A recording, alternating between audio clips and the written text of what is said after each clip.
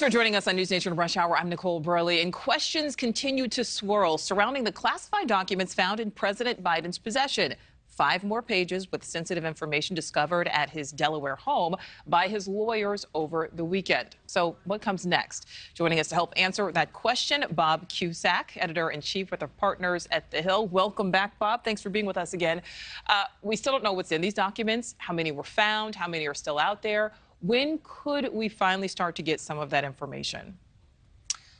That's a great question. I think at some point we are going to get that information, but the lawyers and the White House need to figure out everything that's out there to make sure this is not continually a drip type of story, which it has been because they keep finding stuff, including at the garage. I mean, this is unbelievable. If it was a script, you wouldn't believe it, especially with the trouble that Donald Trump is going on with classified documents. So I think that for the White House, they're going to really need to wrap this up and tell more to the press within the next couple weeks.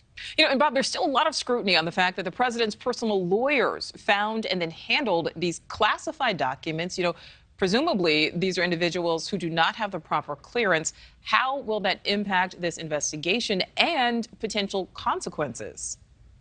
Well, this is where Team Biden has to be very, very careful. I mean, this is something you don't want to get in trouble where you have your personal lawyers doing things and looking at things they shouldn't look at. There has been some expertise out there that says, well, listen, the White House counsel should be more involved because these personal lawyers, as you mentioned, don't have this type of clearance. So what are they finding? What are they looking at? And these are all questions that not only is a special counsel going to be asking, but House Republicans on Capitol Hill who have subpoena power are going to be asking. You know, so let's focus on the timeline. Again, you know, there's that first batch of classified documents found in the president's former office, found in November, the information not made public until January. Then just days after we learned of that batch, another batch of classified files found at the president's home in Delaware.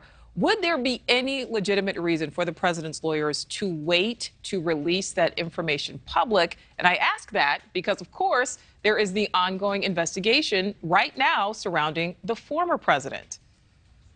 Well, certainly some pundits would say, well, they didn't want to release it right before the midterm election when Democrats could have lost the House, which they ended up losing, and the Senate, which they did not. It certainly would have been a huge story. I think that the fact that they didn't release anything in December, I mean, did they really think this was never going to get out? And you're right, it definitely does have an impact on the other investigation. There are differences, but now we have 2 special counsels. Thank you for watching. Go to newsnationnow.com to find NewsNation on your television provider. And don't forget to click the red subscribe button below to get more of NewsNation's fact-driven, unbiased coverage.